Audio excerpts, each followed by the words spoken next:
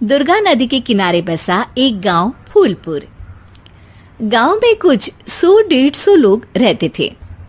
अंजलि, जो कि पास ही के जिले में रहती थी और 12वीं पास कर चुकी थी, उसके पिताजी ने बेटी को जल्दी विदा करने के लिए उसकी शादी फूलपुर गांव के मुकेश से करवा दी थी। मुकेश कभी स्कूल नहीं गया था और इस कारण वो पढ़ा लिखा नहीं था और बाकी गांव वालों की हालत भी मुकेश जैसी ही थी। मुकेश के घर में उसके माता पिता भी रहते थे। सासू माँ, मैं बाहर मंदिर तक जा रही हूँ, आधे घंटे में आ जाऊंगी। अरे अभी कहीं जाने की जरूरत नहीं है, चुपचाप जाके रसोई में रात के खाने की तैयारी करो। और ये घूंघट क्यों हटा लिया है तुमने? क्या पता नहीं कि इस गांव में औरतें बिना घूंघट के नहीं रहती। रात में अंजलि छत पर जाकर अपनी मम्मी से बात कर रही होती है। तभी गांव की 3-4 औरतें उसे देख लेती है और दरवाजे पर आकर उसकी सास से शिकायत करने लगती है। और क्या हुआ? अरे छत पे तो देखो, आपकी बहू मटक मटक के किसी से फोन पर बात कर रही है। दिन भर फोन पे लगी रहती है। अरे कल तो मंदिर के पास वो क्या कहते हैं, सेल्फी ले रही थी।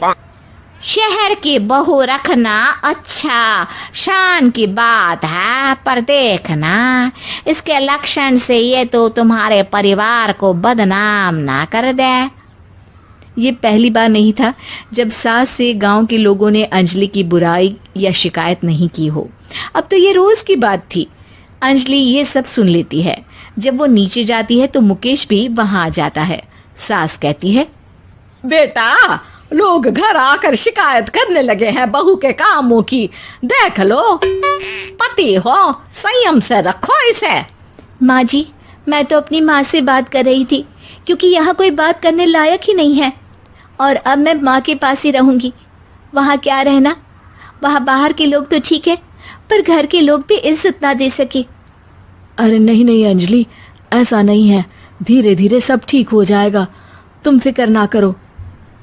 अरे बस कुछ बोलना ही नहीं है, सर पे चढ़ा रखा है बहू को। सास मुकेश की नरम बात सुन के वहां से मुंह चढ़ाकर चली जाती है।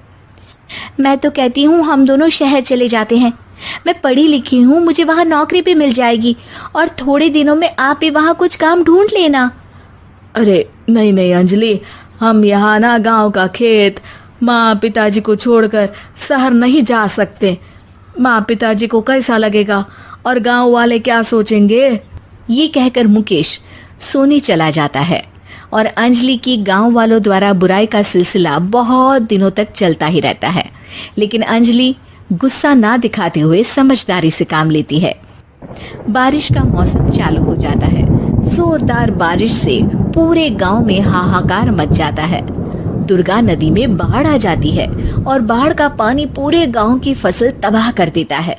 फसल की ये हालत देखकर गांव वाले निराश हो जाते हैं और बात तो यहाँ तक पहुँच जाती है कि कुछ लोग तो अंजलि को इस सब का दोषी ठहरा देते हैं।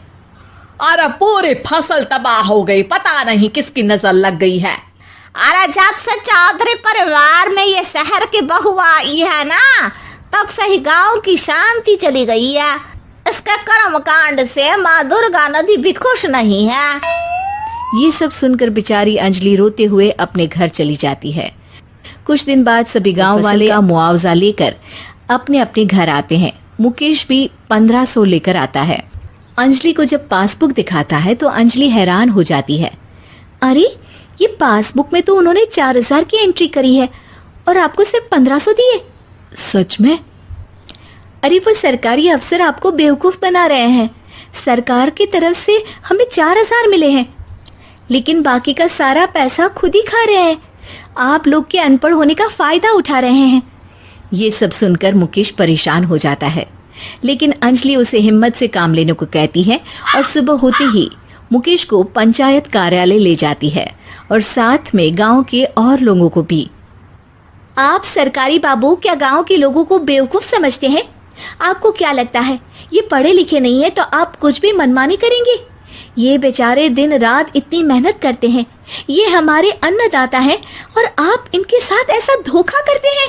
अरे क्या बके जा रही है ये लड़की, किस धोखे की बात कर रही है? अपने कांड करके नदी माँ को नाराज करके हमारा नुकसान करके इसे चैन नहीं मिला क्या? सरपंच जी, इन सरकारी बाबू ने मुझे बेवकूफ बनाया है और मेरे हिस्से के पैसे खुद चट कर गए। बस ये सुनते ही सरपंच वहां से दुम दबाकर भाग जाता है। पता चलता है कि जनपद अधिकारियों ने गांव के सरपंच के साथ मिलकर सबके साथ धोखा किया है। सब लोगों का विरोध शुरू हो जाता है और आखिर में अधिकारी सब गांव वालों के हिस्सों के बचे हुए पैसे उन्हें लौटा देते हैं और कई दिन तक सरपंच गांव में लौटता ही नहीं। अंजलि, तुम नहीं होती तो हम गांव वालों को तो पता ही नहीं चलता कि ये हमें हर बार बेवकूफ बनाते हैं। हाँ हाँ अंजलि बेटी, हमें माफ कर दो।